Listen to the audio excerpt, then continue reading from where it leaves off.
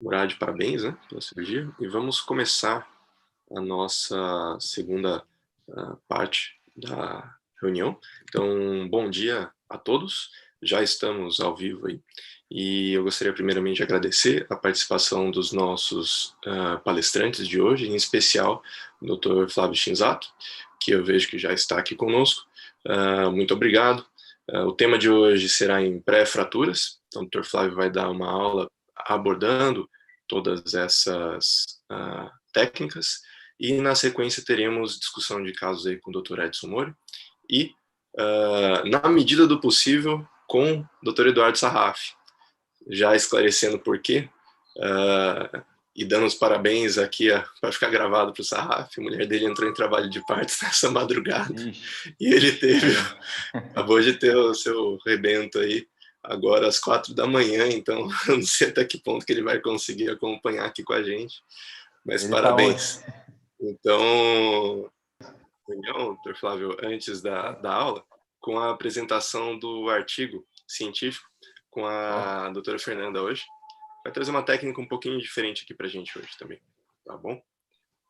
Então, Fernanda, se você puder compartilhar, obrigado. Bom, então, eu sou a Fernanda, sou uma das fellows da ótica cirúrgica da escola esse ano. Vou apresentar o artigo de hoje, não tem nenhum conflito de interesse. E o artigo é esse Pure Phaco Emulsification Without Ophthalmic Viscosurgical Device, e foi publicado no JCRS em fevereiro desse ano.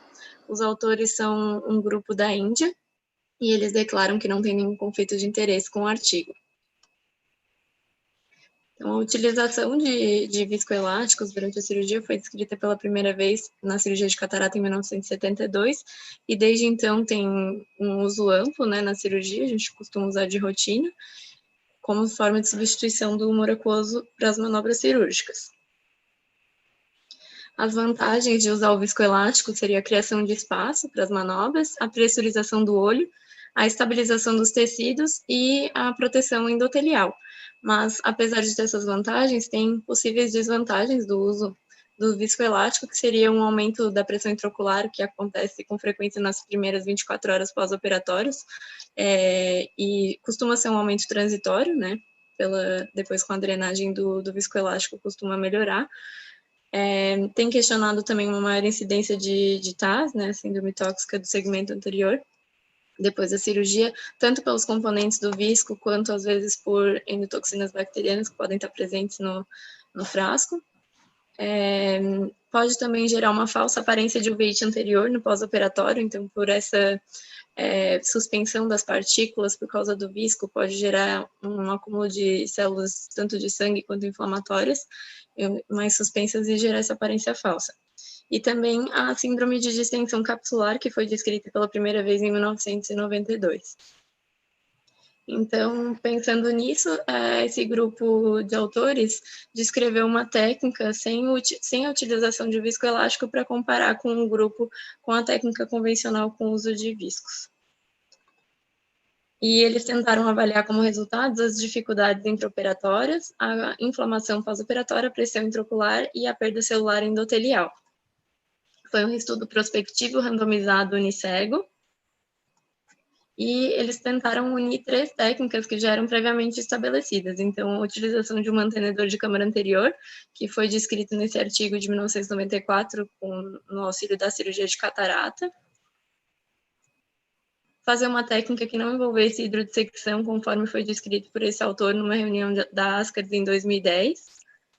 E realizar a hidroimplantação da lente intraocular, então sem a utilização de viscoelástico. Aqui é o vídeo da cirurgia, a cirurgia que eles apresentam no artigo mesmo. Então, eles realizam 2 paracenteses de 1 milímetro. Numa delas, eles colocam essa infusão contínua com a cânula da bimanual. E aqui na paracentese da direita, eles estão realizando então a cápsula Rexis com uso do cistitum, com uma agulha de 26 gauges.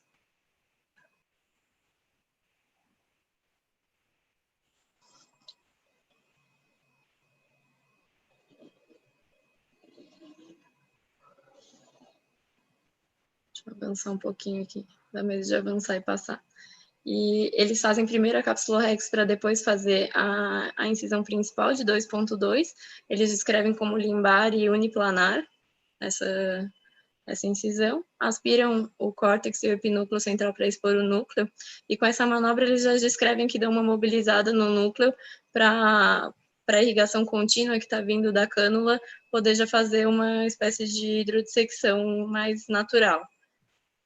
Aí eles fazem Photoshop, e com a fratura desse fragmento triangular menor, eles também falam dessa criação de um espaço para poder acontecer uma hidrodissecção mais suave, já para eles poderem prosseguir com as manobras da faca.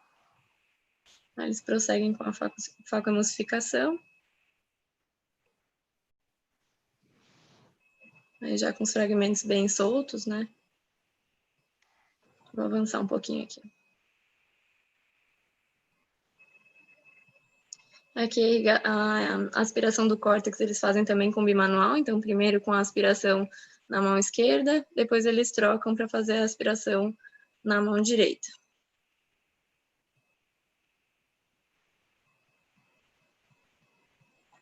É realizado, então, o implante da lente intraocular dobrável, sem acrescentar viscoelástico, então a hidroimplantação.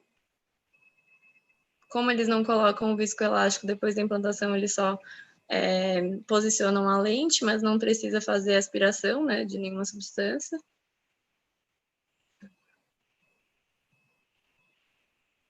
E aqui... E no fim da cirurgia, então, só a hidratação das incisões, eles descrevem que usam Vigamox intracameral também. E a cirurgia foi feita com anestesia tópica. Então, os resultados, eles dividiram 100 olhos em cada grupo, o grupo com e sem viscoelástico. E aqui nos dados gerais dos pacientes, a idade, o sexo, os parâmetros oculares de comprimento axial, câmara anterior, cerotometria, não tiveram diferença entre os grupos, nem a acuidade visual pré-operatória e contagem endotelial. E aqui a gente vê que a média de graduação da catarata foi 2,62 cruzes no grupo convencional e 2,59 no grupo sem viscoelástico. A acuidade visual pós-operatória, ela foi medida com esse sistema métrico, não em Snellen, então não teve diferença estatística entre os grupos, e a maioria dos pacientes atingiu uma acuidade visual maior do que 6/9, que seria 20/25. Até me chamou a atenção que 7% dos pacientes no grupo convencional e 8% tiveram uma acuidade pior que 20/80. Em relação à inflamação pós-operatória, também na comparação dos grupos do primeiro pós-operatório, 7º pós-operatório e 30º, não teve diferença, sendo que eles atingiram 0 de inflamação no 30º PO. Em relação à pressão intraocular, também não, sendo que a média no primeiro pós-operatório no grupo convencional foi até um pouquinho menor do que no grupo sem viscoelástico, mas não teve diferença estatística entre os grupos em nenhuma das visitas pós-operatórias. Em relação à perda endotelial, a média de perda no grupo convencional foi de 98 e de 137 quase no grupo sem viscoelástico, mas isso não teve diferença estatística. Então, em relação à discussão, esse aqui é aquele artigo inicial que descreveu o uso de mantenedor de câmara anterior. Foi uma técnica descrita em 1994. Eles faziam uma incisão a mais para deixar um mantenedor de câmara e faziam as manobras da cirurgia com uma incisão principal e uma paracentese. Enquanto nesse estudo, né, eles fizeram as duas paracenteses, mas eles não fizeram uma incisão só para deixar um mantenedor de câmara, eles usaram a própria cânula de irrigação da bimanual. E o que eles citaram é que a hidrocapsulorex tinha uma visualização muito clara por estar com BSS e com um bom controle, uma menor resistência para a manobra. A hidroincisão eles consideraram também controlada, uma pressão intraocular satisfatória para poder fazer a incisão. Na hora da facoemulsificação, teria essa vantagem de criar uma hidrodissecção mais natural, então, à medida que o cristalino ia sendo mobilizado, o líquido da irrigação contínua iria hidrodissecando a catarata. A hidroimplantação foi feita sem dificuldades e não tinha essa necessidade de aspiração do viscoelástico depois da implantação da lente. Eles citam também o aspecto de que na Índia o viscoelástico mais comum, de utilização mais comum, é a hidroxipropilmetilcelulose, e isso principalmente relacionado ao custo, né? E eles citam que para reduzir os custos, os fabricantes desse visco acabam pulando muitas vezes vários passos de filtração, o que pode gerar a persistência de debris, fibras ou cristais no viscoelástico. Então, na Índia, eles citam que é uma complicação comum ao TAS, né? E poderia estar relacionado ao uso desse viscoelástico, que é menos filtrado. Então, o que eles avaliaram que essa faco pura, sem viscoelástico, acaba reduzindo o custo e esse risco de TAS sem comprometer o resultado. Em relação às limitações do estudo, eles citam de ter uma impossibilidade de fazer essa técnica numa catarata muito densa, então pior do que 3 cruzes. E algumas limitações que eles não citam, mas que eu achei que era plausível de chamar atenção, é que eles descreveram de forma bastante simplificada a metodologia, mesmo sendo no JCRS, então eles não descrevem critérios de inclusão e exclusão, incluindo isso da densidade da catarata, não descrevem o aparelho de faco usado, né, e também o período realizado e o número de cirurgiões que foi envolvido. Também percebi que foi um estudo de não inferioridade, na verdade, né, então mostrou que não teve uma perda endotelial maior do que com viscoelástico, mas não mostrou uma superioridade de fazer, por exemplo, em relação à pressão intraocular no primeiro pós-operatório, que é uma das coisas que a gente pensa que pode estar relacionado ao uso do viscoelástico. E eles deixam bastante claro essa relação com o custo da utilização do viscoelástico na Índia, de ter esse viscoelástico talvez de pior qualidade. Então, a conclusão dos autores do artigo foi que a faco pura, né, sem o viscoelástico, é um procedimento simples, seguro e custo-efetivo, com excelentes resultados pós-operatórios em comparação à técnica que utiliza os viscoelásticos. É isso, então. Obrigada. Queria ver, na verdade, se os discutidores, o pessoal que vai apresentar, tem alguma experiência em fazer essas manobras sem a utilização do viscoelástico, a hidroimplantação também, se tem alguma experiência nesse sentido. Bom, muito obrigado, Fernanda. Vou seguir o chat aqui um pouquinho. O Dr. Wilson está te perguntando o que é um estudo unicego. É que só o paciente está cegado, né? Só o paciente não sabe se foi usado viscoelástico ou não. Vou abrir aqui. Maurício Barros está pedindo para comentar. Por favor, fique à vontade, Maurício. Tudo bom, Felipe? Bom dia, pessoal. Fernanda, aqui, acho que nos últimos 3 anos, eu não utilizo o viscoelástico para implantar a lente, mas na cirurgia, mesmo nos pacientes mais jovens, que é factível, você vê, a gente não sabe o formato do estudo, se de repente eles excluíram todos os casos que acharam que a catarata era dura e pegaram as cataratas mais fáceis que ele achava que conseguia conquistar. Eu não utilizo o viscoelástico no preenchimento do saco lenticular, porque eu desenvolvi uma boa técnica reprodutível que eu consigo, como são lentes, claro, de peça única que eu utilizo aqui, então eu não vejo necessidade de colocar o visco, uma vez que, na verdade, ao final da minha cirurgia eu gasto aí pelo menos 1 minuto, 1 minuto e meio, depois aspirando o viscoelástico remanescente ainda na córnea que eu utilizei, mas sim, eu, durante a cirurgia, utilizo várias vezes, na verdade. Baixo o cristianismo um pouquinho mais duro que eu a cada quadrante que eu aspiro, eu paro para repor o viscoelástico. O meu conceito hoje,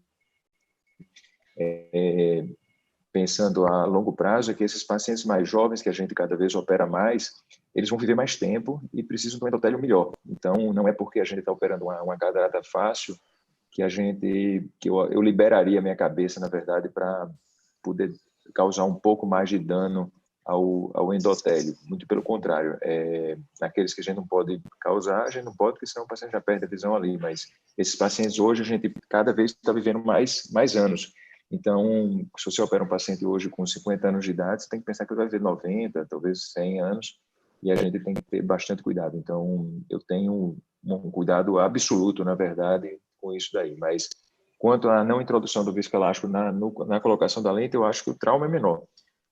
Claro, mas para você chegar nisso, você tem que ter um caso muito bem executado para você conseguir implantar a lente com segurança. Claro que tem casos que não são fáceis e eu vou utilizar o viscoelástico para preencher também o saco lenticular Professor no momento Maurício, da... Pois não. e aí usa a irrigação contínua através da paracentese? Na verdade não, Fernanda. Eu utilizo uma incisão padrão de 2,75 e utilizo os cartuchos que são projetados para incisão de 2,2.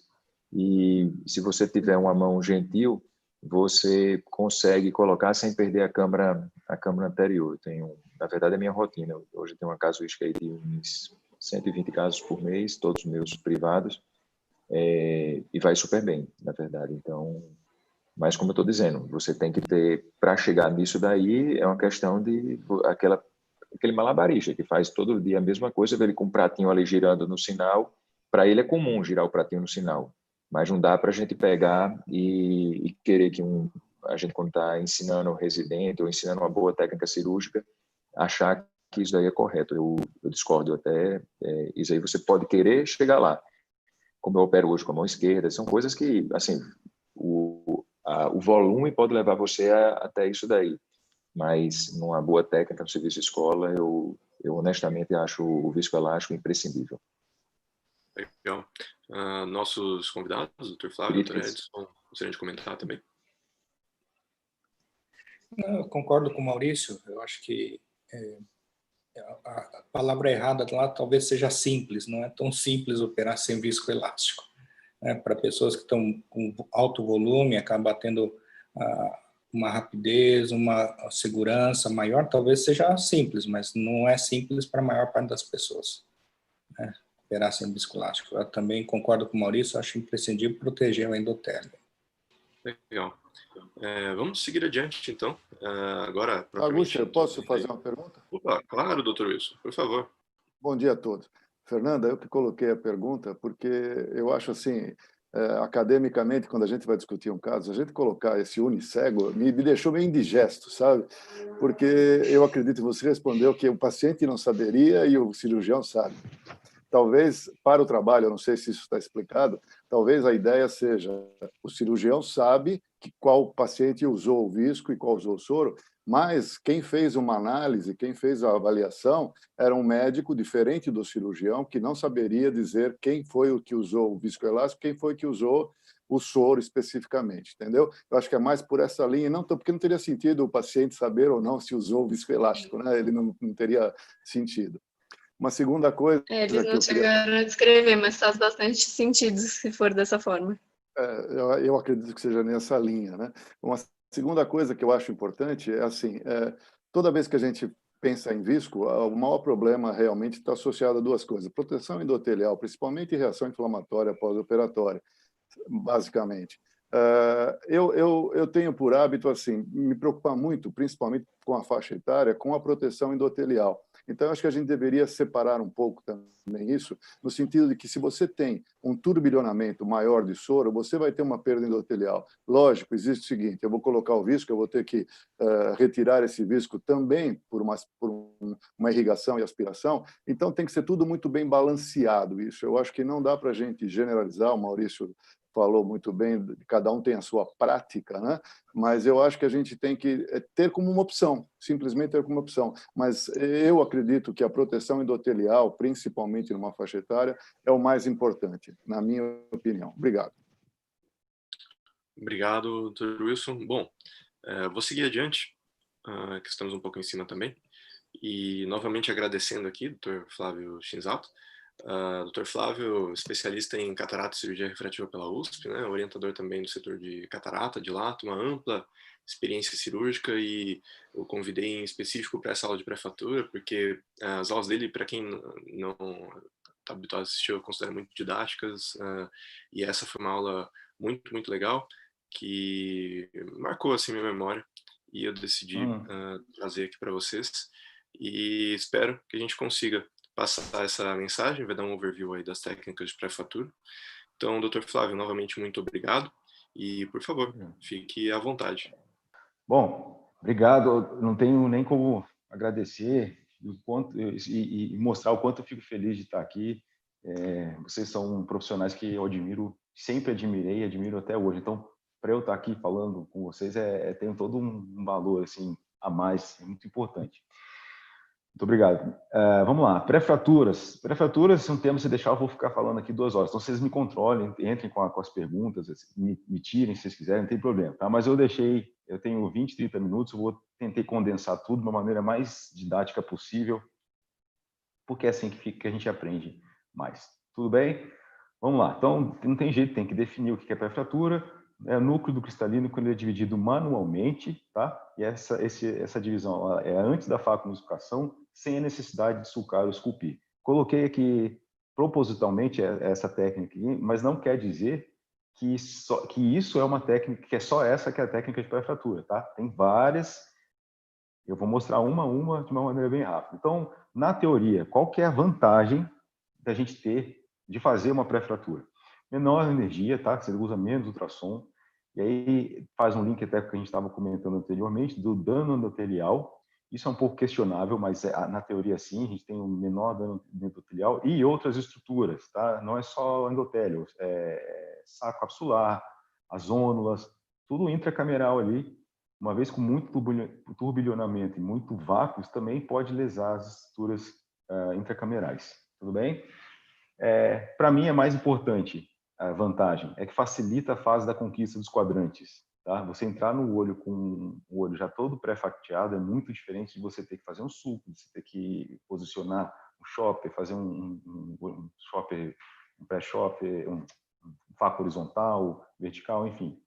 É uma alternativa, tá? Isso eu coloquei pela experiência desses anos todos que eu vejo lá no HC. É uma alternativa para quem tem dificuldade de controlar o pedal na curva de aprendizado, tá? Porque é difícil, sim. É muito difícil a gente começar aprendendo com stop and shop, com sulcar e tudo mais. E existe uma linha de raciocínio que questiona um pouco isso e eu sou totalmente a favor, tá? Se essa curva de aprendizado da cirurgia de catarata com as técnicas de pré-fratura, se elas não poderiam ser mais rápidas, tá? Investir um tempo na pré-fratura, talvez a curva de aprendizado da catarata do residente, para quem está começando, seja mais rápida. Então, quais são elas? Quais são as famosas técnicas de pré-fraturas? Todas essas aqui, tá? Eu tentei colocar de uma maneira até cronológica, e realmente foi. Pré-shop 98, junto com o pré-slice, o Hydro Shop em 2006, e aí a gente vai indo. Tem todas essas técnicas, a gente não se limita só com Free Shop do Akaroshi, com pré-slice, tem outras e eu vou tentar demonstrar tudo isso aqui, certo? Percursores, assim. Então, quando você vai estudar pré-fratura, você sempre chega no Dr. Akaroshi, tá? E no Jack Dodd. Jack Dodd um pouco menos. Quem se destacou mais nessa questão foi o Dr. Akaroshi, e eu vou explicar por quê. Bom, todos os dois começaram a ver a necessidade de não usar menos ultrassom por causa dos danos todos que eu comentei. Então, ele desenvolveu esse instrumento, que é o famoso Akaroshi Combo 2, pre-chop, para existir essa fratura antes de você entrar com a caneta do faco, certo? Então, com o passo da técnica, ele descreveu inicialmente para uma catarata N1 para 2, tem que corar, fazer tudo que a gente faz normalmente até a hora de entrar com a caneta. E na hora que você você introduz o instrumento fechado e na espessura do núcleo e abre e faz a clivagem. Tá? Esse desenho aqui, ó, é um movimento de cima para baixo que vai abrir lateralmente depois. Vamos ver que é melhor. Um vídeo famoso, todo mundo já viu também. Esse aqui é o instrumento, ele tem a parte cortante, que é essa reta, e a parte romba aqui de cima. Então, reparem que ele faz um movimento de cima para baixo, é vertical, abre. Com o próprio instrumento, ele vai fazer a rotação do núcleo, tá? Ele roda e aí depois ele termina fraturando o núcleo em 4 quadrantes, fica igual uma pizza. E aí ele vai virar, ó, ele vira, aproveita que aquela parte é romba e termina e vai mais profundo ainda no núcleo, tá? Ó, olha como é que fica dividido e não tem que questionar quando você entra num olho assim do que entrar num olho sem ter nenhuma fratura dessas, certo? Vamos lá, quais as desvantagens dessa técnica aí que eu mostrei? Somente núcleos moles. Ele foi feito para núcleos moles, porque o núcleo duro você não consegue fazer esse movimento vertical. Tá? Você vai fazer esse movimento, você pode levar o núcleo inteiro lá para baixo. Existe um investimento entre aspas, porque depende do que você considera caro, mas não é um instrumento a mais. Tá? E como tem esse movimento de cima para baixo, ele tem uma tensão zonular. Você não tem uma contrapressão de baixo para cima, tá? Então, você pode também fazer, na hora de posicionar esse instrumento, você pode pegar a cápsula posterior, se você for muito fundo. E se você não for muito fundo, você não faz a fratura por completo. Então, as críticas dessa técnica, na época, foram justamente essas, que só funcionava em núcleos moles, e o Dr. Akaroshi desenhou, então, o Counter Pre-Chop, que nada mais é do que esse sustainer aqui, tá? Para fazer um movimento contra, é uma nova pinça, mas com o mesmo conceito. E a gente vê aqui, ó, agora sim, ele pode posicionar o chopper lá na periferia e com o pre-chop dele, ele é mais cortante assim na parte da frente e vai um contra o outro da periferia para o centro e abre, tá? Então, já não é aquele movimento de cima para baixo, aqui já passou a ser periferia para centro, tá certo? E legal porque ele percebeu e desenvolveu uma resolução, né? Ele tentou melhorar o que já estava bem bom. Bom, vou passar por causa do tempo. E aí entra o Jack Dodd, que foi mais ou menos na mesma época, tá? E ele teve o mesmo conceito. Ele falou, não, a gente tem que entrar com caneta de faco já com tudo fraturado. E ele descreveu isso aqui. Descreveu o uso dos 2 choppers que ele mesmo desenhou. São pinças rombas, tá? Não tem corte. E a ideia é você fazer um movimento da periferia para o centro, tá? E uma soma vetorial. Essas somas vetoriais elas têm que ser nulas e para que essa fratura seja de maneira mais simétrica possível. E aí é engraçado que ele comenta muitas coisas que quem faz pré-slice, quem pergunta, os residentes que perguntam, é uma lista de perguntas que são sempre as mesmas. Você não vai pegar a cápsula posterior com esse chopper? Não, você não pega. Você não tem medo de se balançar a zona? Não, você não balança. Então, ele vai descrevendo exatamente aquilo que quem pega, quem domina, sente e tem que explicar, tem que responder as dúvidas para quem está começando. Tá certo? Essa é a pinça. Existe com isso aqui, ó, de 2 milímetros ou 1,5. Existe essa curva, tá? Uma uns 45 e essa aqui reta. A marca que ele fez foi da Catena. Eu uso essa com 2 milímetros. É grande, tá? Eu vou pular, mas é por causa do tempo. E é a mesma coisa. Aqui começa a ter uma diferença. Já não passa a ser mais cataratas moles. Você começa a ter de N1 para N2 para N3 até para N4, tá? Mais recomendado para quem ia começar para N2 e N3. Faz todos os passos de uma cirurgia normal. E o que é a grande sacada aqui? Sim, você saber introduzir os choppers, aqueles ganchos, embaixo da rexis, tá? Não ir no sulco. Essa que é o que até ele escreve que é a parte mais difícil. Enfim, eu coloquei vários vídeos, eu não sei se eu vou conseguir passar todos, porque tem todas aquelas outras técnicas, já está com 7 minutos. Então, ó, posicionei verticalmente na periferia, e aí, ó, um contra o outro, esse é o segredo, um contra o outro, eles têm que se encontrar no centro, tá? Você afasta, e aí eu quero mais um quadrante, eu venho aqui em cima e fraturo. Então, eu tenho uma metade e mais 2 quadrantes. Eu acho que esse caso eu vou querer rodar para fazer mais um, para fazer uma pizza mesmo. Então, eu rodo o núcleo, vou lá na periferia, eu não estou no sulco, eu sei que eu vejo que eu posiciono embaixo da rexis, tá? E aí, uma vez assim, ó, você entra com a caneta desse jeito, não tem nem que questionar a facilidade da cirurgia, tá? Não precisa fazer 4 quadrantes, não. Às vezes 2 metades já resolve, já é melhor do que nada. Mas a ideia aqui é só mostrar o quanto que a fluídica toda melhora, tá? Deixa eu passar por causa do tempo. Isso aqui também é um outro. Então, da periferia para o centro, sempre a força de um lado igual do outro. Dificuldade aqui eu vejo realmente porque os instrumentos se cruzam, tá? Então, seu instrumento da mão esquerda, ele está lá do lado direito. Seu instrumento da mão direita está lá do lado esquerdo. Isso às vezes dá aquela confusão, porque você tem que mexer, tem que ajustar. Mas tudo aprendizado, tá? Aprendizado, você começa a pegar o jeito, que depois você nem sabe mais explicar como é que você faz, é medular. Assim, você senta, vai lá e fratura, tá certo? Então, eu vou pular. Isso aqui é uma catarata branca, esse vídeo é da Marilis, para mostrar como é que funciona em vários tipos de núcleo, tá? A ideia aqui foi colocar núcleos diferentes para vocês verem o quanto reprodutível a técnica é e o quanto que ela pode ser aplicada em várias situações, sem você ter que ficar mudando muito. Então, aqui, ó, em núcleos mais duros, ele tende a rodar, mas você sente o núcleo. Isso que é legal. Você sente que ele vai rodar e você se autoajusta, tá? Você autoajusta, você vai sentindo que vai rodar, você se ajusta ali. Não é força que você está fazendo, tá? Não é uma força a mais. Não é, olhando assim o vídeo, parece que você vai arrebentar o olho, mas não é isso não, tá certo?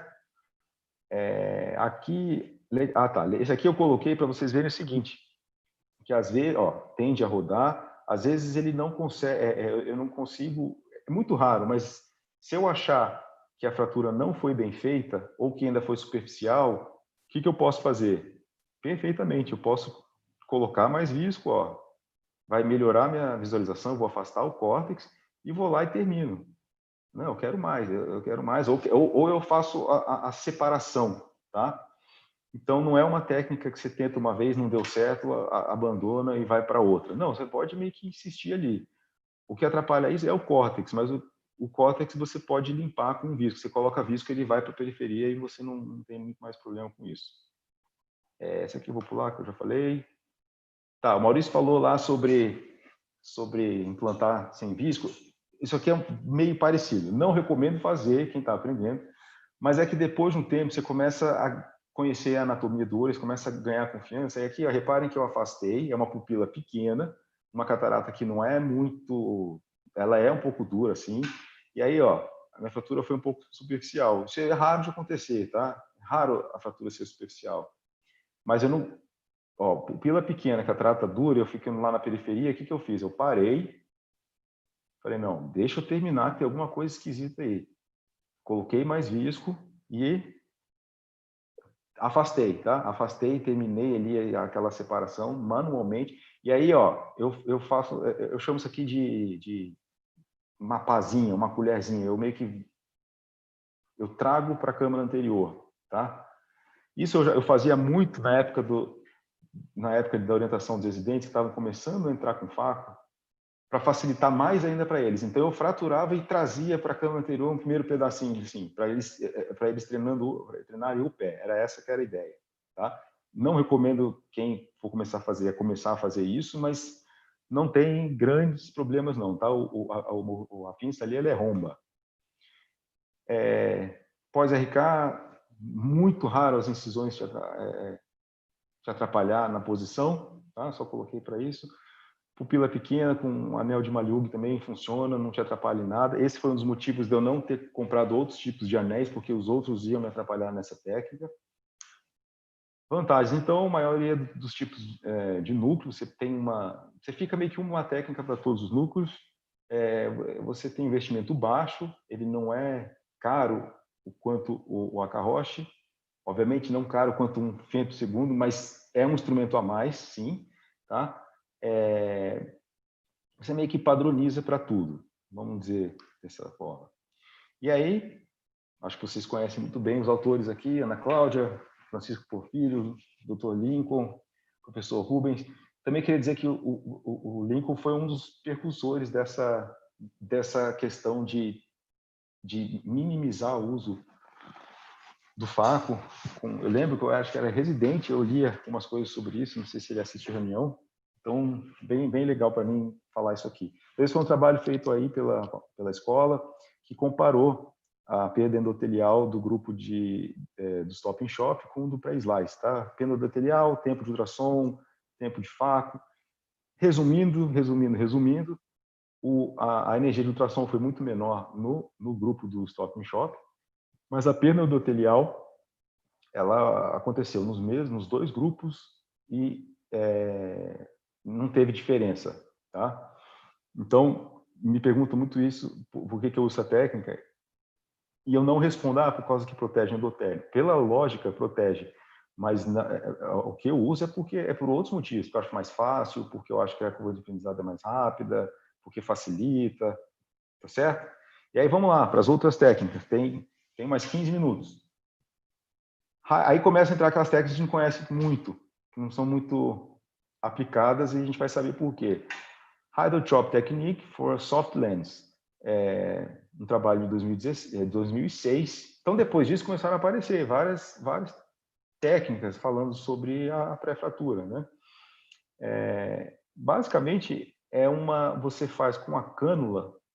No momento que você introduz a cânula, você faz já um sulco com um jato do BSS, tá? E aí esse jato do BSS faz ali faz aquele sulco que teoricamente a gente faria com a caneta, e aí depois você entra com a caneta e afasta com o chopper.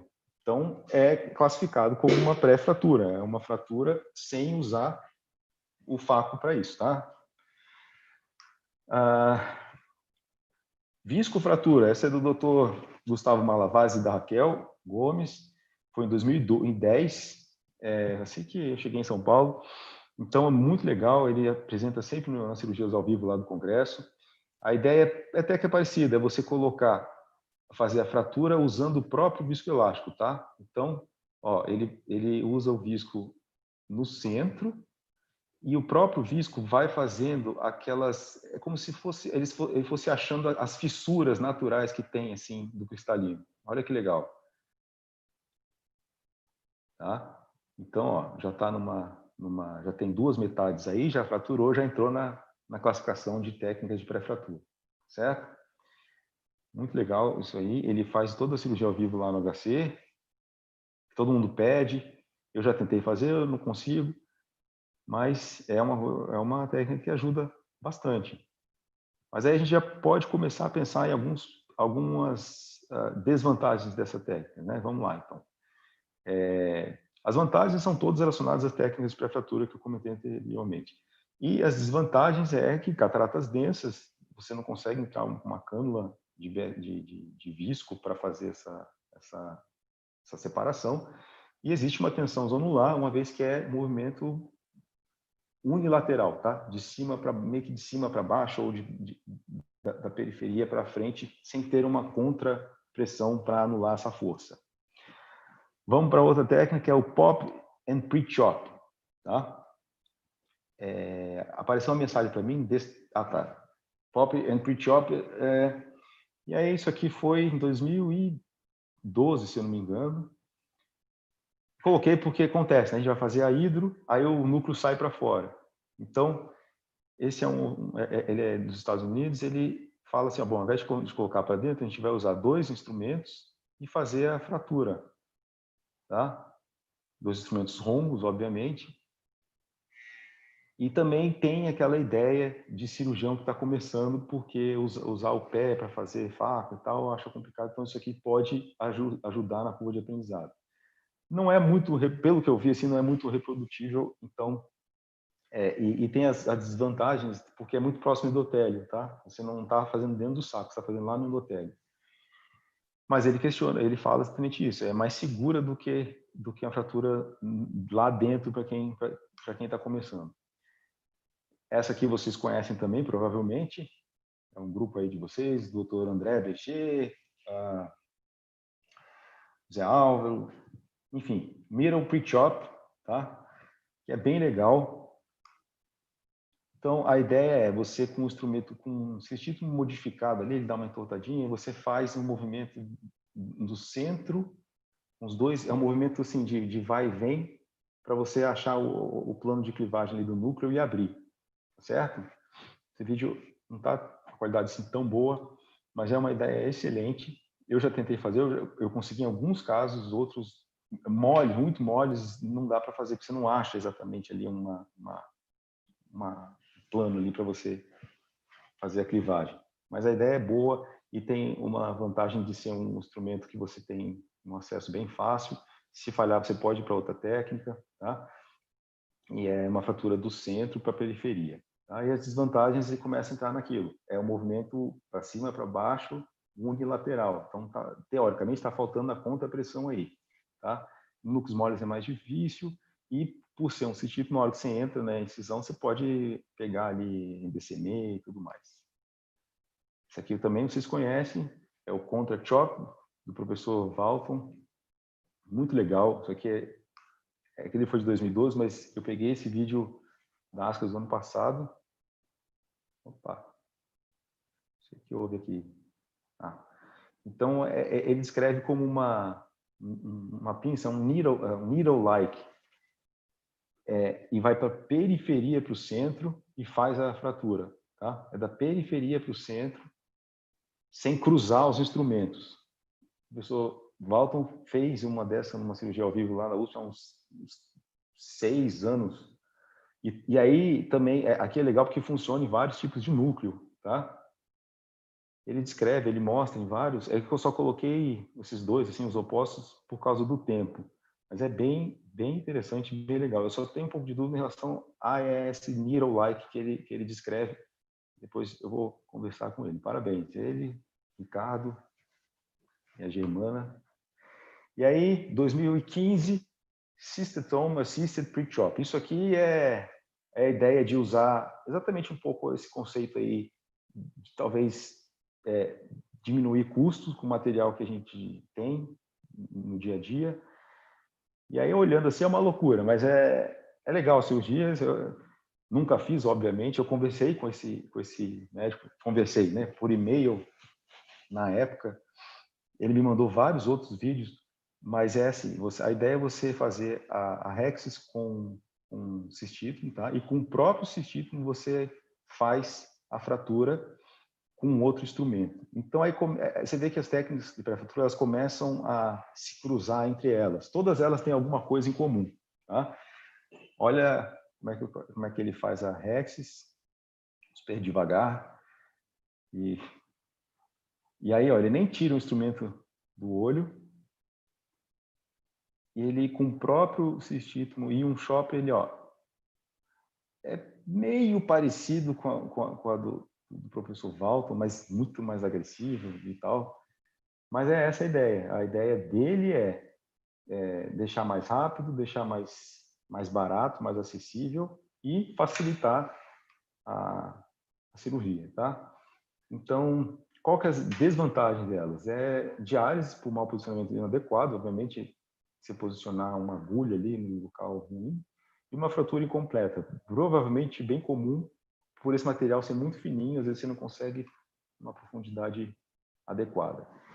Tem 8 minutos, Devin Slice, isso foi em 2016, eu acho, 2017, um grupo americano que descreveu nada mais que isso aqui.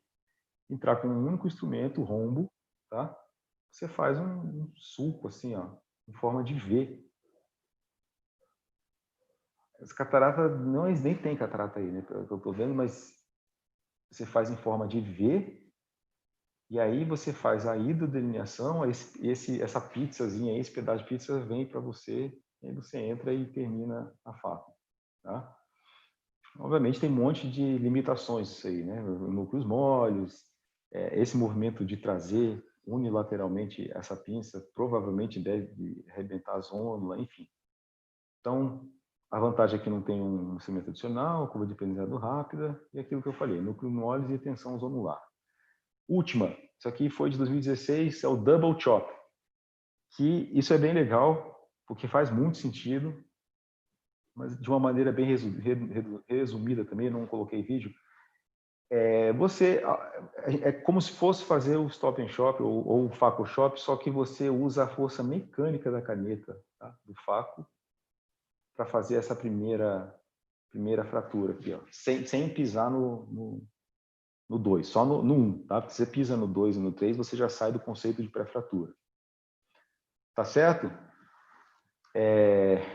Então, eu sempre termino essa aula assim com esse slide de qual que é a sua técnica, se você quiser ter uma, né?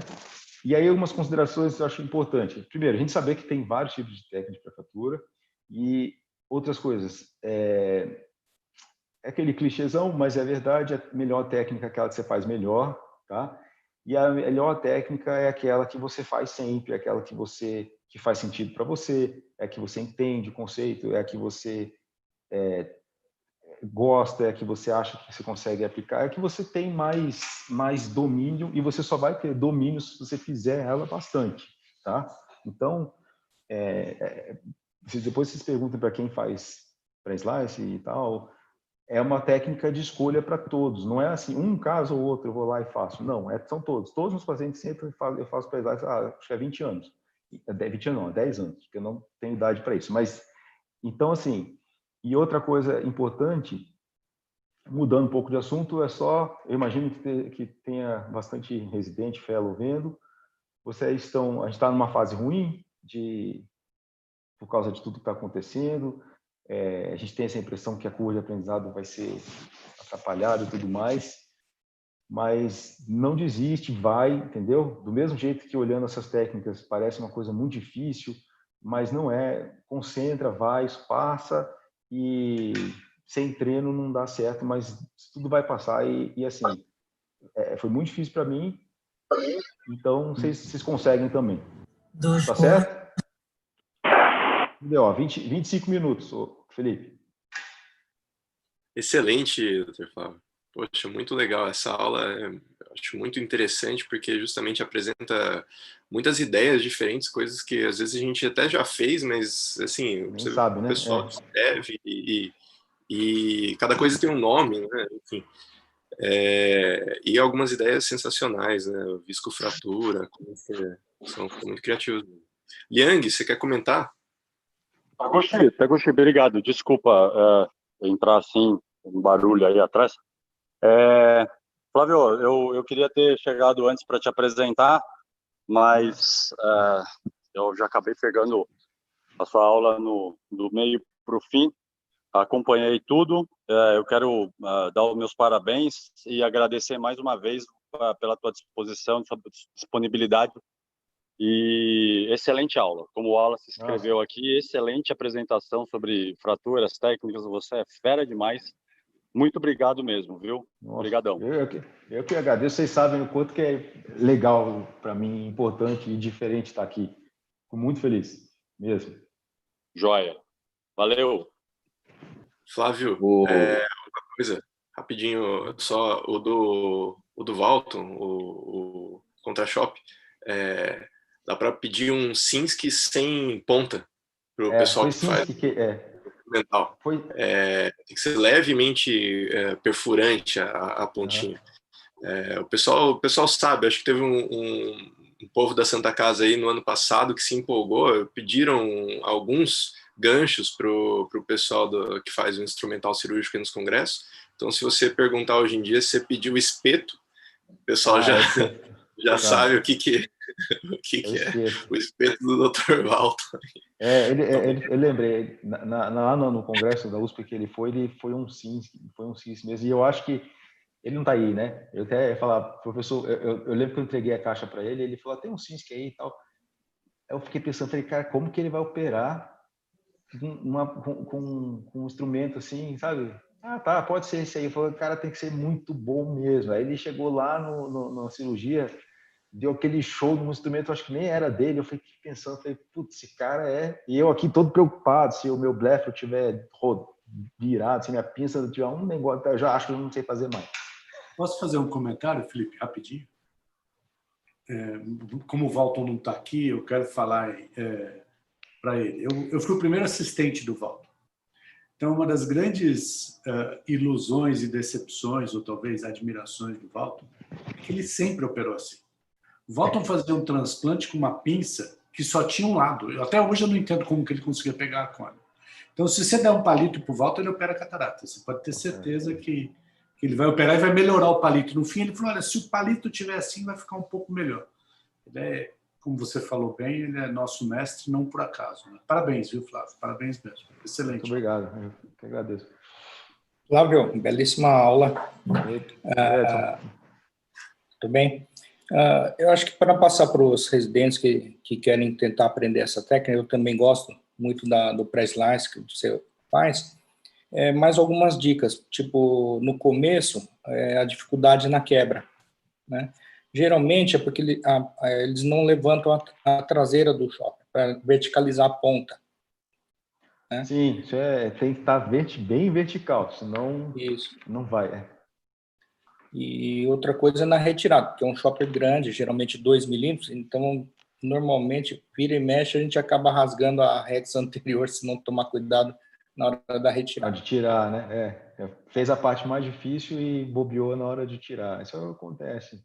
Muito raro, né? Assim, mas... Geralmente eu gosto de utilizar para todos os núcleos, núcleo mole, mesmo núcleo mole, eu gosto de passar o shopper só para facilitar a retirada do córtex. E a dificuldade maior é no núcleo 4, 5 cruz, né? Você vai quebrar, ele tende a girar e normalmente ele não vai a fratura completa até o final, né? Até o final. Tem que tomar cuidado, bastante cuidado na hora de não tracionar a zona na hora que você está puxando de um lado para o outro. Exatamente. A gente sente a hora que vai, depois de um tempo você começa a sentir que ele vai rodar. E aí, no vídeo parece que eu estou fazendo uma força enorme. Na verdade, não. Nessa hora eu estou meio que equilibrando ali os choppers. Eu estou tentando. Falei, não, peraí, vamos. Eu paro tudo, é que não dá para ver. A minha mão continua parada. Mas eu respiro e falo, agora vou fazer o comando de novo para terminar isso daqui. E uma vez que tem um plastrão lá atrás, porque tem catarata não tem jeito, tem um plastrão lá que não tem como aquilo ali ser fraturado. Mas se ficar superficial, que geralmente pode acontecer exatamente isso, pela pessoa não posicionar vertical o shopper, ele posiciona meio assim, aí faz uma fratura meio superficial. Não tem problema nenhum, coloca visco depois de novo, aquilo ali vai abrir para você, aí você vai lá e termina, tá? É o oposto da aula anterior aí de não usar visco, né? Essa técnica você usa visco mais uma etapa. Isso acontece. Depois você faz a Rexis, você tira para fazer a hidro, e aí eu coloco de novo que a câmera tem que estar muito bem preenchida. Legal. Parabéns. Pessoal, eu vou fazer uma breve inversão aqui do programa e eu vou passar para o Sarraf. Novamente, parabéns, Sarraf, pelo momento aí, né? Então, o doutor Eduardo era graduação em residência aqui na escola, também é o nosso orientador aqui, setor de catarata, setor cirúrgico. E sem mais delongas, que ele tem mais o que fazer lá também, eu vou dar um share screen aqui, apresentando o vídeo dele, que ele vai falar um pouquinho sobre o MyLoop, e eu te deixo nos comentários aqui, tudo bem, Sarraf? Obrigado novamente, parabéns. Valeu, obrigado. Eu vou dar um share para você. Divide aí que... Ainda bem que eu te passei o vídeo aí. Você ia falar sobre... Você orquestrou tudo isso, né, Sarraf? Pode falar, vamos lá. Eu vou soltar o vídeo aqui, você vai... Tá, bom, vou falar sobre o MyLoop, então, né, que é um aparelhinho da Zeiss para ajudar nessa pré-fratura.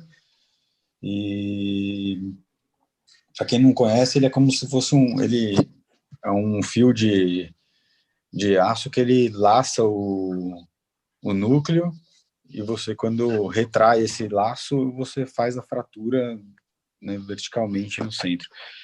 Então, aqui no vídeo é um instrumento que ainda não tem registro da Anvisa, né? Então eu tenho poucas cirurgias, acho que ainda estou em curva de aprendizado, porque eu consegui alguns quando eu fui para o congresso lá do Washer, lá nos Estados Unidos.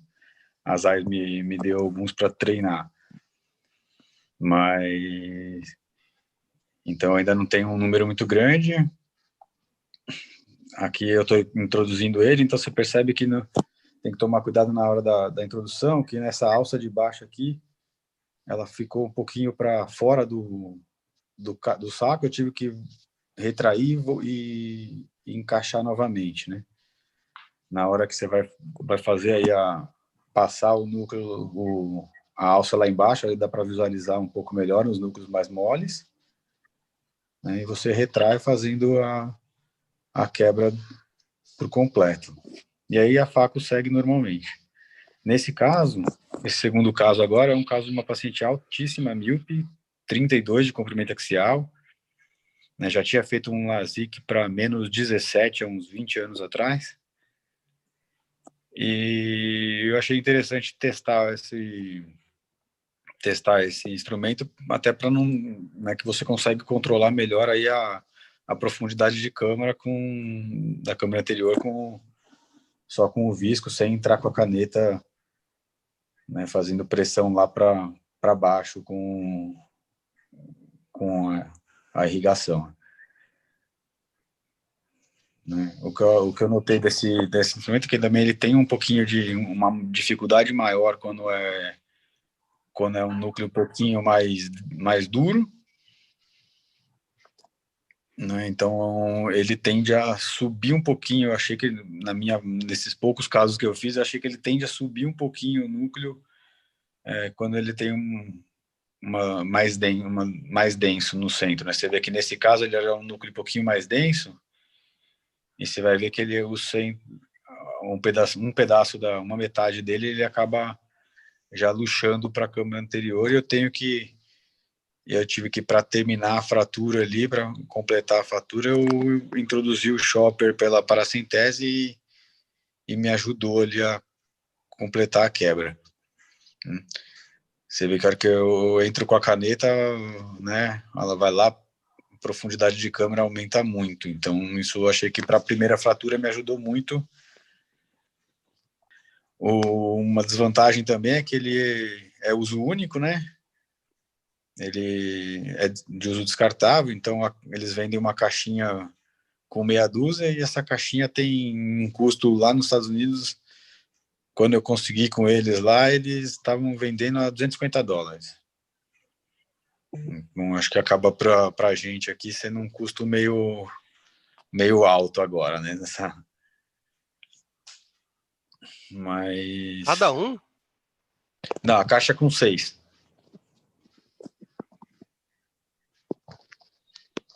A caixa com 6. Ele acaba sendo o dólar a R$6, né? Sai R$250 por cirurgia.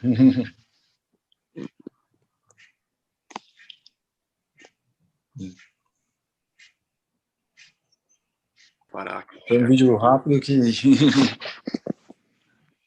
Mas acho que é isso. Acho que assim, eu tô treinando, tô usando mais alguns aparelhos, mas como eu tenho um número limitado de instrumento, ainda tô com uma curva de aprendizado um pouco curta aqui ainda. Acho que ainda devo melhorar a técnica com alguns ajustes ali. Eu acho que é um instrumento que é uma novidade ainda, que está por vir, talvez, para ser lançado, mas que é uma coisa que interessante, que teve uma reunião nossa com o pessoal da Índia sobre SICS, né, Small Incision Cataract Surgery, e eles comentaram que isso era usado anteriormente na técnica de phaco section já. Isso lá para o começo da descrição, né? E que eles chamavam simplesmente era o arame da SICS, né? E aí, pelo visto, passou um raio gourmetizador aí e virou o MyLoop depois, né? Mas é uma ideia interessante. Naquele segundo caso, você achou que você estava tracionando muito o bag? Pareceu que estava subindo um pouco. Não sei se os outros também ficaram com essa impressão. Eu não senti uma tração do bag em si, mas eu senti que a fratura não tinha sido completa. Então, o núcleo, por ele ser um núcleo mais duro, quando eu estava... quando terminei de retrair ali o MyLoop, ele ficou, acho que um centro um pouquinho sem quebrar, e quando eu entrei com o chopper, eu separei completamente ali as duas partes, e aí eu parti, mas me deu um susto no momento ali, essa subida do núcleo, então eu não continuei, não fiz porque o que é indicado normalmente nesses casos é você fazer a primeira fratura, aí você com o próprio instrumento você já roda e já faz e laça de novo e já quebra em 4 partes, né? Oi, Edu, parabéns aí pelo dia de hoje, pelo filho. Valeu. Eu não tenho experiência com MyLoop, mas assim, as cirurgias que eu vejo de quem já fez e algumas aulas, a grande maioria está começando a usar a mão esquerda na hora de fraturar com o MyLoop, exatamente para não deixar subir o núcleo, porque exatamente, eu acho que é mais corrente dessa técnica, né? Acho que é isso que eu comecei a fazer agora, né? Nas duas últimas que eu fiz, eu já comecei a segurar um pouquinho com a mão esquerda ali para não deixar subir. E principalmente quando é núcleo mais duro, né? Que acho que aí talvez o centro mais duro não deixa ele quebrar, né? Que ele fica quando ele retrai, ele não retrai por completo, ele fica uma bolinha pequenininha no centro. E acho que é aquilo ali que talvez não quebre completamente. É o último link, né? Novamente, parabéns e muito obrigado, Valeu. viu? Por Obrigado, gente. estar conosco num momento tão sensível. Parabéns. Parabéns. Obrigadão. Vamos seguir. Vou passar então agora para o Dr. Edson Mori. O Dr. Edson, assim, também acho que dispensa apresentações, mas ele fez a graduação, a residência aqui na escola, já é preceptor, orientador cirúrgico aqui do nosso, tanto do ambulatório, às vezes ajuda a gente no centro cirúrgico, tem uma ampla experiência e vai trazer um pouco disso na área do pré-slice, já falou algumas coisas, mas agora eu convido para apresentar isso à tela e mostrar um caso para a gente. Professor, por favor, fique à vontade. Taguchi, eu tinha preparado alguma coisa sobre pré-slice, mas o Flávio já mostrou quase tudo, então eu acho que posso pular essa parte. Eu vou apresentar um caso, uma complicação que eu tive, né? E vou pedir a ajuda de vocês nesse caso, tá? Eu acho que o Maurício queria comentar alguma coisa. Maurício, você quer falar alguma coisa? Tá, vamos lá. Bom, esse paciente é uma catarata polar posterior. No primeiro olho tinham visto como uma subcapsular posterior, e nesse olho eu já fui preparado com um retinólogo de backup, que é o Bruno. Bom, quais os cuidados que a gente toma numa catarata polar posterior? Geralmente, se eu tiver uma catarata polar posterior, eu tendo a evitar pôr qualquer peso na câmara anterior.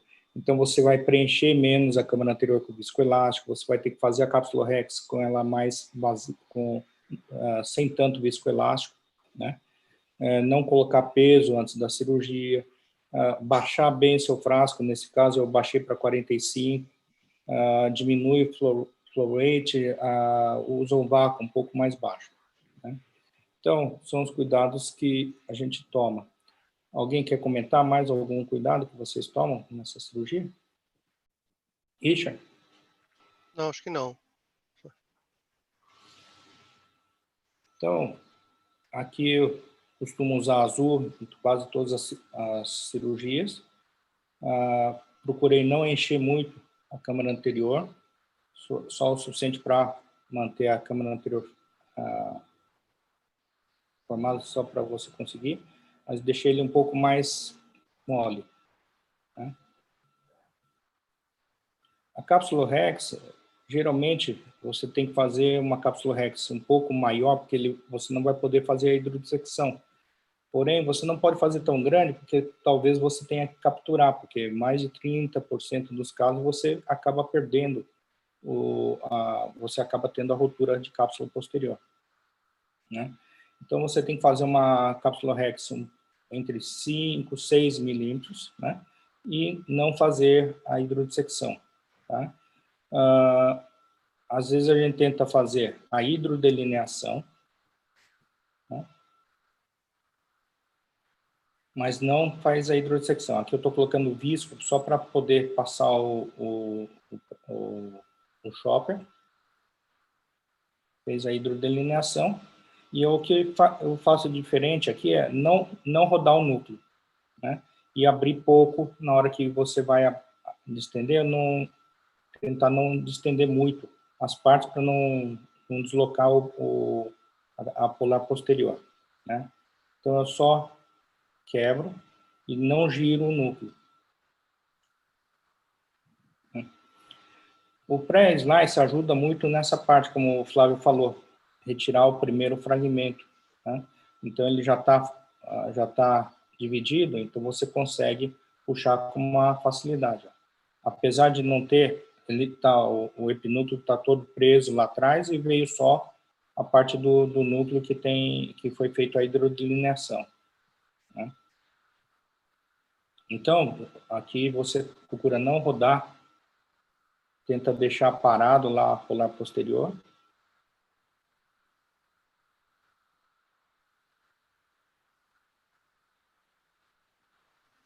Mori, quanto que tá a altura da garrafa aí? 45 no centura. Tá? Você vê que a polar posterior está inteirinha lá atrás, porque foi feita a hidrodelineação, né? E toda vez que eu entro na câmara anterior, eu entro já irrigando e aspirando, para ele não dar aquele impacto da distensão da cápsula anterior. Você vê, ó, eu não consigo trazer o epinúcleo, porque ele está preso, não foi feita a hidrodissecção, né? Então, aí tem todo o epinúcleo ainda todo preso na cápsula, e aí agora é o problema, que ele está preso. Então, nessa parte, eu gosto de fazer a viscodissecção, tentando chegar devagar até lá na parte da polar posterior.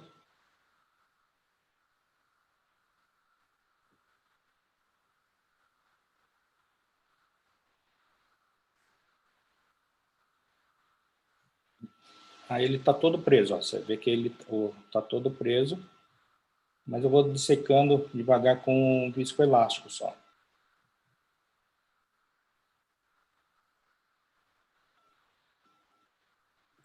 Doutor Edson, só uma dúvida que o pessoal ficou. 45 infusão ativa PIO ou 45 ativa. Gravitacional centímetros? Ativa. Hã? Ativa, foi ativa.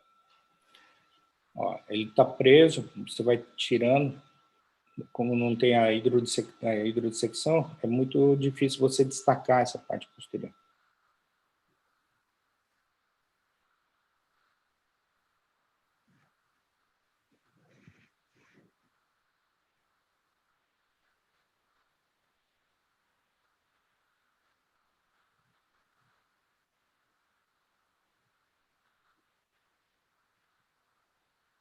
Então, aqui fazendo mais viscodissecção. Vou tentar soltar essa parte de cima e tentar puxar, deixar a parte posterior por último, né? Então, eu vou tentar soltar essa parte temporal nasal superior. Vou soltar a parte temporal.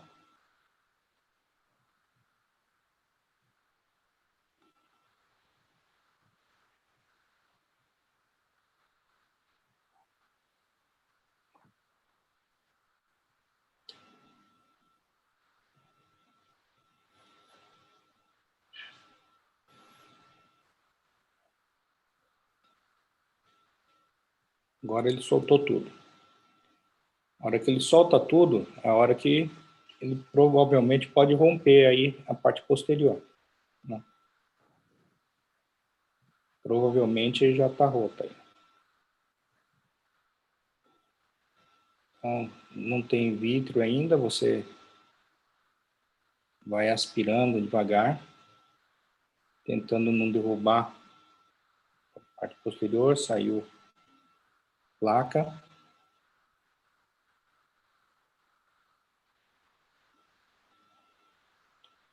E aqui, ó, dá para ver aqui, ó, a rotura aqui. Essa parte já, um pouquinho do córtex já está atrás da cápsula. E aqui ainda está preso na cápsula. Toda essa área ainda estava presa na cápsula.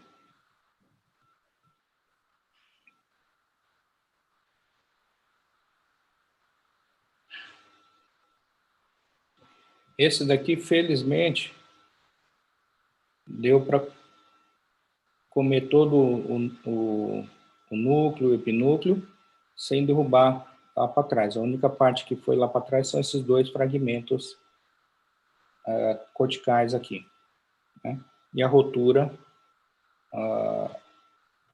desse jeito. E agora, Ida, Alguma...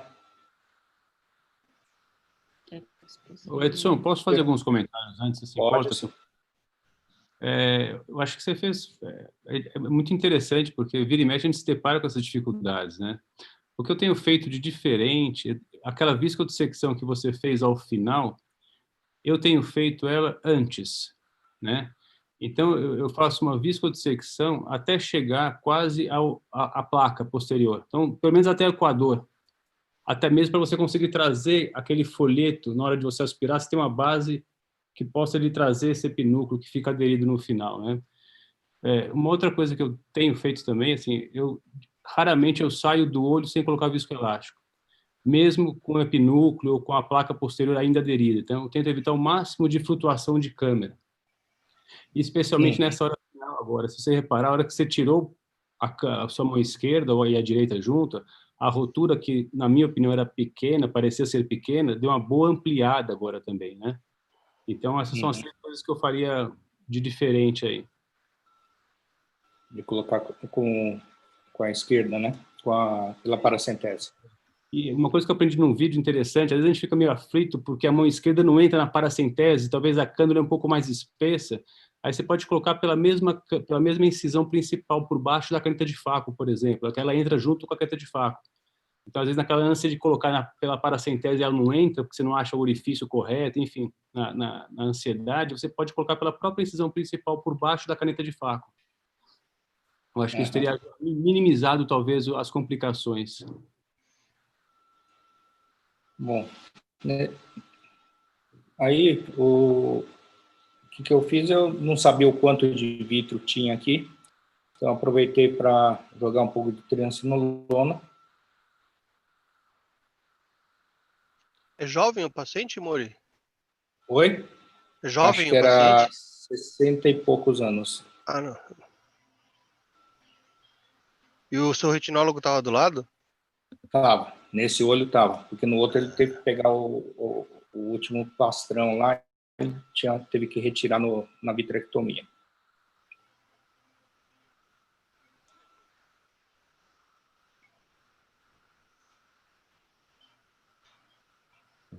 E a hora que esse aqui é interessante, ó. Quando você joga, a triancinolona vai para trás da cápsula. Não tem nada de vidro na câmara anterior. Só que aí você continua tentando tirar a triancinolona lá de trás e aí vem o cogumelo. Né? Nessa hora eu pensei, pô, vou ter que fazer a vitrectomia, né?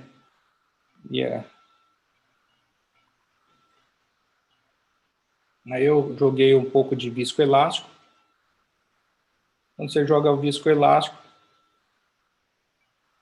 ele vai todo para trás. Você não vê o viscoelástico na câmara anterior, o vidro na câmara anterior.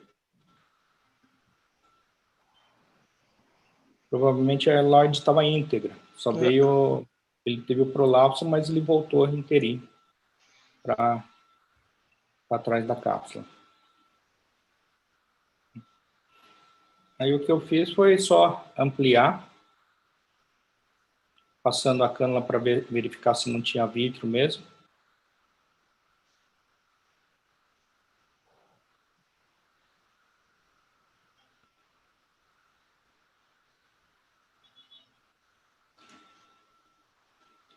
Como era a lente de 3 peças, então tem que ampliar para 2.9, 2.8.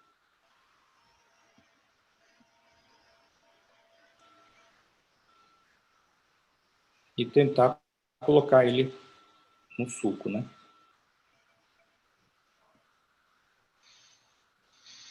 Engraçado, né, Edson? Esse caso é o caso típico de que se você fizesse qualquer outra técnica, o cenário provavelmente ia ser muito pior, né?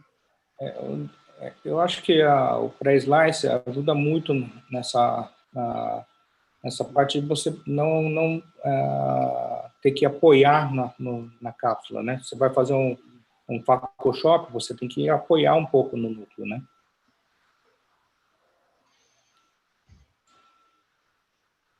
Então aqui eu só coloquei no suco.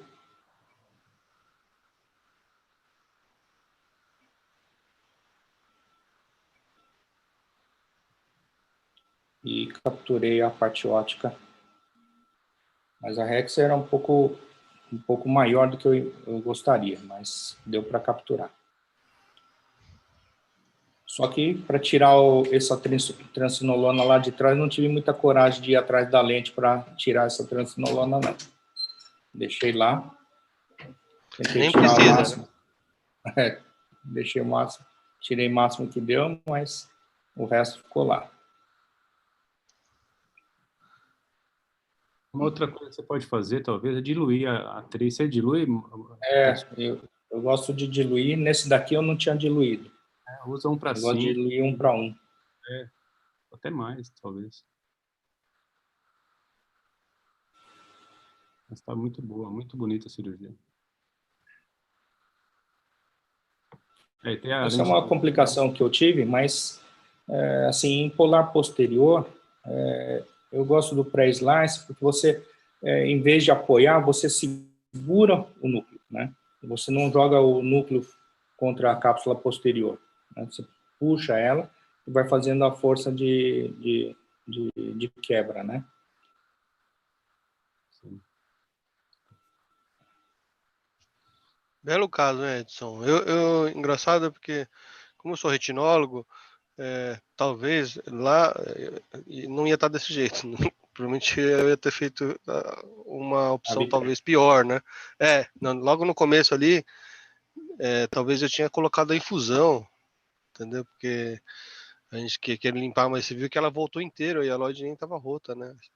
Não, a Lloyd estava íntegra. Isso que eu achei que tinha rompido lá, mas ele acabou indo tudo para trás. E acabou. Puxa, Carlos. O paciente ficou bem depois? Então, pedi ontem, o colega mandou, perguntei se tinha ficado com glaucoma, teve alguma coisa de hipertensão, glaucoma, ele falou que não lembra de ter tido qualquer intercorrência, mandou que esse olho ele tinha programado para miopia de menos 1,5, ele ficou com menos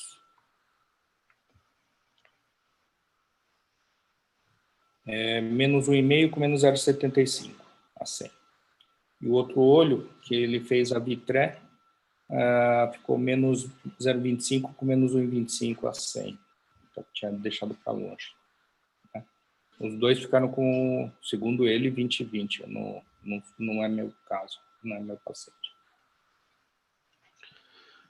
Alguns cirurgiões mais experientes, talvez eles tenham feito a rex posterior e ter colocado no saco, mas eu faria a mesma coisa que você. Mas esse caso não dava, viu, Ida? Porque a rasgadura ele ia até a periferia, lá na parte nasal inferior. Entendi. Ele desprendeu. Bonito ele não caso, estava só no... Parabéns, Edson. É um caso excelente e é um caso exemplar de como abordar uma catarata dessas. Fez todos os passos certinhos ali. É o que a gente ensina para os residentes sobre a hidrodissecção. Você comentou muito bem. Eu nem tinha me tocado muito nisso, mas você comentou sobre fazer a rex não tão grande, já pensando em abotoar. Comentou muito bem sobre o pré-slice que dá para você fazer só a divisão do núcleo. Eu não comentei. Você pode dividir só o núcleozinho ali e deixar todo o epinúcleo. Você não precisa posicionar o gancho lá na periferia, igual eu mostrei nos vídeos. Você pode só ali no centrinho, que é onde interessa, e deixa o epinúcleo lá na posterior e protegendo ali e para deixar essa parte para o final. Muito bom mesmo. Posso fazer uma pergunta para o Flávio, para o Edson, para o Sarraf e para o Olas, que adoram pré-fraturas? Na curva de aprendizado do residente, né? Eu não sou muito familiarizado com a técnica, porque não é minha técnica de escolha, mas às vezes eu faço sim. Principalmente em pacientes que transplantes ou a céu aberto, mas é céu aberto, então não precisa fazer todos aqueles movimentos. Durante a curva de aprendizado do residente, eu ainda tenho um pouco de dificuldade de falar para o residente em qual época dele ele pode começar a fazer a primeira vez essa técnica, né? Depois de tantas facos com a técnica de escolha dele. E então, qual que é a época melhor que você sugeriria para o residente fazer isso, no final da R2 ou depois de tantas cirurgias? E também com relação ao tipo de shopper, material ideal que ele teria que ter, e tipo, desde o shopper até o viscoelástico, o tipo de núcleo que ele teria que escolher para ele fazer a primeira vez, talvez, uma técnica dessa, sem ter muita dificuldade manual, assim, e na curva de amizade, qual que é a melhor época para fazer? Eu tenho um pouco de dificuldade ainda de falar isso para o residente. O que vocês sugeririam para o residente que está começando a fazer um Faco Shop, um Stop and Shop, e em que época vocês sugeririam que eles fizessem isso? Eu falo sempre para começar com o núcleo duas cruzes, que você consegue ver o shopper passando, você consegue perceber bem a quebra, né?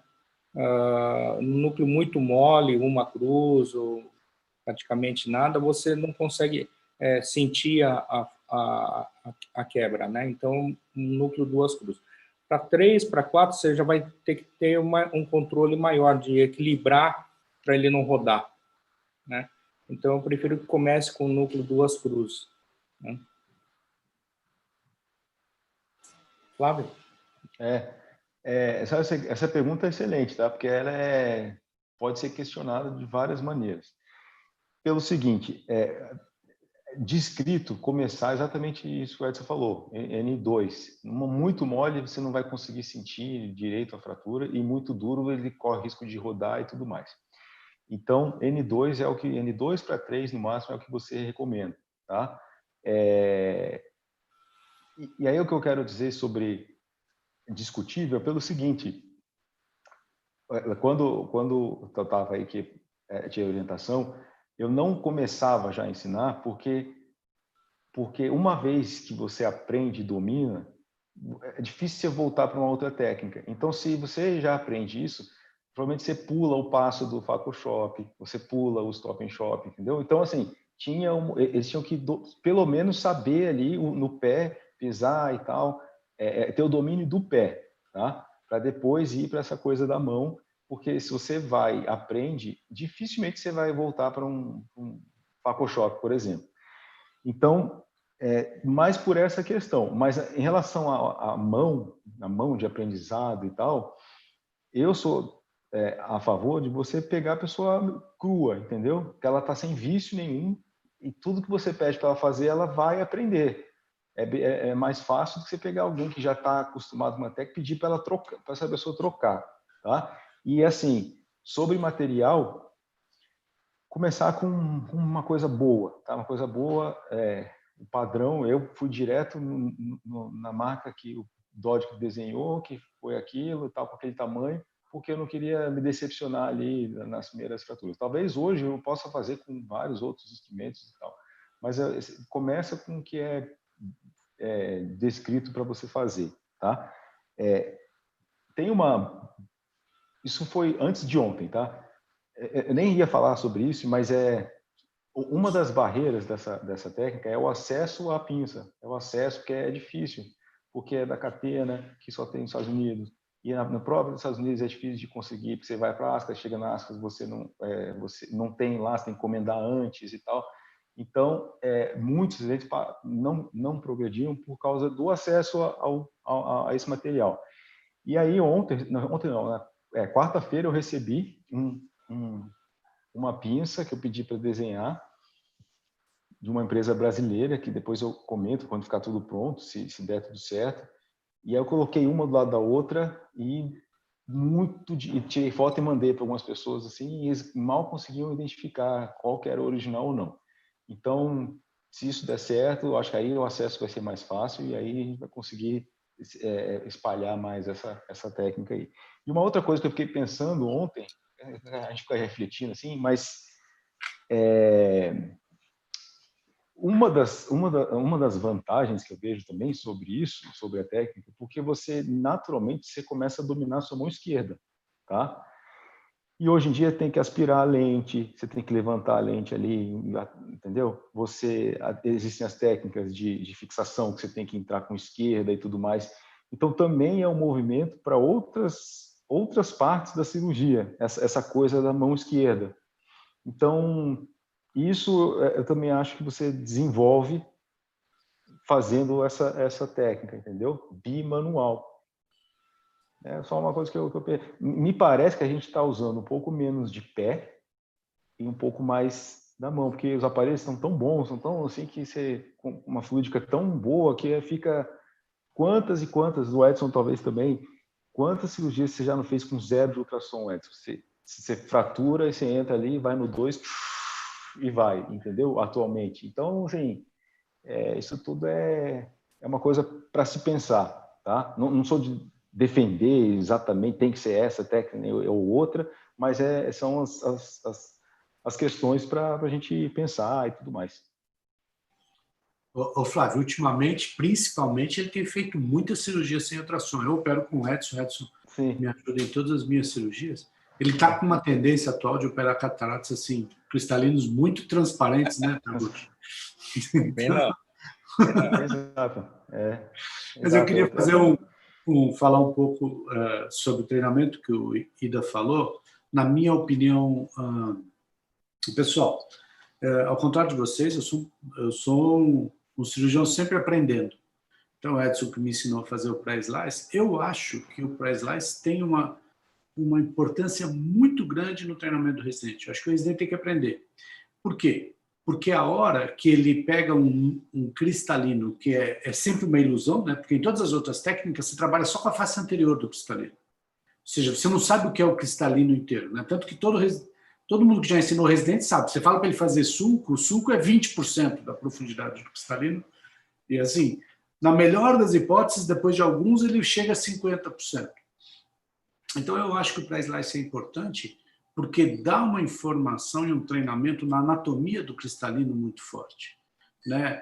E eu acho que o Flávio falou, o Edson falou também, a ideia da soma de vetores neutra, ou seja, a ideia de você não tracionar a cápsula, também dá uma noção de domínio da cirurgia, ou seja, o cirurgião em treinamento, ele aprende a ter o cristalino literalmente na mão. Eu acho isso bem interessante.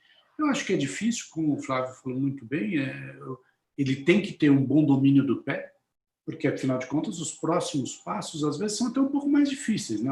Dividir e conquistar é mais fácil para você conquistar depois do que você divide do que você conquistar num pré-slice. Então, eu acho que ele precisa ter um treinamento anterior. Eu não sei exatamente qual é o ponto, Richard, dessa mudança, mas eu acho que tem que ter. Eu acho que eles têm que treinar. É um pouco complicada o segundo slice é um pouco complicado. O Edson insiste em fazer os 4 quadrantes, briga comigo toda vez que eu estou operando, que ele quer que eu faça o 4º quadrante. Eu sempre fico com medo de fazer o 4º quadrante, mas eu acho que seria bem interessante se a gente pusesse isso no treinamento dos residentes, não por ser técnica melhor ou pior, não é essa a discussão, mas eu acho que é um bom treinamento da anatomia do olho em vivo.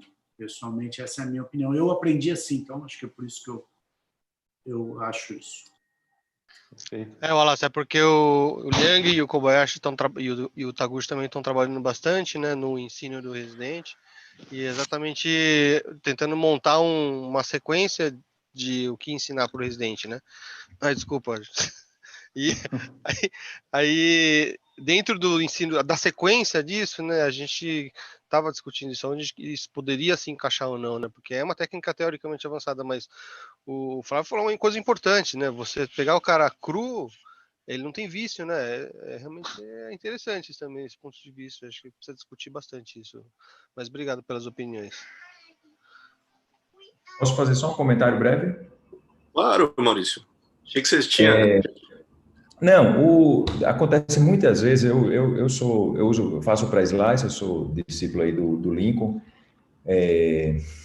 faço pré-slice em todas as situações. E existem situações que eu suco um núcleo extremamente duro, sem espaço nenhum, eu acabo fazendo suco e muitas vezes no meio da cirurgia eu paro, coloco o viscoelástico e uso a técnica de pré-slice para diminuir mais ainda a fratura, para conseguir cortar um plastrão lá embaixo. Então, assim, por muitas vezes... no meio da cirurgia, eu vou lá e utilizo os 2 shoppers que eu tenho para poder dividir. Eu ia interromper o Flávio no primeiro comentário, que é uma coisa que eu tenho feito bastante, viu, Flávio? Depois que eu corto sempre em 4 o meu núcleo, eu entro com viscoelástico e associo essa técnica de viscofratura logo após o pré-slice. Então, é bem bacana, porque você faz o pré-slice, você entrando com viscoelástico no meio das fraturas, fica nítido que você realmente separou. Eu faço a cirurgia, não sei porquê, eu hoje faço a cirurgia só com a caneta de faco dentro do olho, porque eu já fiz o pré-slice, eu não vejo porque o shopper está lá dentro, porque você acaba perdendo um pouco câmera pela side port. Eu vejo que vai muito bem a cirurgia só com a caneta de faco dentro, uma vez que você tem já os 4 quadrantes fraturados. Então, é uma confiança hoje diferente, né, que a gente tem dos aparelhos em relação a 20 anos atrás, quando a gente começou a fazer cirurgia. Mas eu faço bastante, Flávio. Eu entro com o viscoelástico, acabou o pré-slice, aí eu entro com o viscoelástico entre as fraturas e realmente acaba a separação. Como eu não entro com o shopper, essa é a explicação, na verdade, o quadrante está totalmente solto e facilita muito a conquista do quadrante. Parabéns, amigo. Que aula bacana, viu? Tudo muito bacana. Parabéns, Tagu. Você mandando muito bem aí nas reuniões, viu? Legal. Eu vou comentar. Está bem certo isso mesmo, viu, Maurício? Eu também tenho a sensação que o outro shopper vaza um pouco da paracentese, deixa um pouquinho mais instável. E a tendência que eu estou vendo agora, eu nem estou entrando tanto. Eu estou só com a caneta, eu vou lá e fico meio no centro, tá? E concordo também com o Wallace, eu não acho que precisa dividir em 4, eu divido em 2 e uma metade, tá? Aí talvez essa metade depois precise, mas se for mole, às vezes nem precisa, ele vai vindo e enfim. E um outro comentário também que eu achei legal, que depois que você faz isso, que o Wallace comentou, é isso aí mesmo, você conhece a anatomia do cristalino melhor, os espaços e tudo mais. E aí depois, quando você olha uns vídeos agora, da pessoa sulcando, aí você vê que vai aquela zônula, né? Você vai com aquela, sabe, você empurra aquela zônula assim, você fala, caramba, me ensinaram assim, né? E vai, aí vai aquela unilateral assim, você fica pensando, pô, depois tem umas lentes aí deslocadas, sei lá por que foi, né? Então, tem que pensar nessa coisa de equilíbrio ali, de anatomia. Isso é muito importante. É isso que eu quis dizer. A gente pensa muito no endotélio, vamos fraturar por causa do endotélio, energia e tal, mas tem outras coisas que eu considero mais importantes do que o simples uso do ultrassom ou não. Legal. Bom, pessoal, vamos nos encaminhando aqui para o final. Só queria fazer um último comentário, que eu não faço pré-slice de rotina, mas é uma técnica que eu gosto muito e que me salvou algumas vezes em situações como o pessoal estava falando, de conversão ou situações em que você não consegue mais entrar com a caneta de faco e que de repente você vai converter e acaba ficando como se fosse uma facossímile, né, do Lincoln, né? Dá para você usar essa técnica também nas situações para você evitar de abrir muito a sua incisão, enfim, se você precisar extrair manualmente os fragmentos também. Então acho que é uma bela técnica para se ter aí no arsenal, né? Mais uma vez, para complementar aí, nos ajudar em situações não esperadas ou diferentes, né? Bom, novamente, muito obrigado a todos, tanto aos participantes, ao Dr. Flávio, nosso convidado, Sarraf e Dr. Edson, brilhantes aí nas suas apresentações, e os comentários de sempre de nossa plateia ilustríssima, né? Dr. Wallace, Dr. Maurício, Dr. Wilson, enfim, uma honra tê-los aqui conosco. Agradeço então a todos, desejo uma boa semana, um bom final de semana, e semana que vem teremos Jorge Alió conosco aqui e Brenner. Então, participações internacionais aí. Espero todos novamente aqui para falar de lentes multifocais. Legal? Lentes premium em presbiopia. Pessoal, boa semana a todos. Muito obrigado novamente. Bom final de semana. Até mais. Tchau. Abração.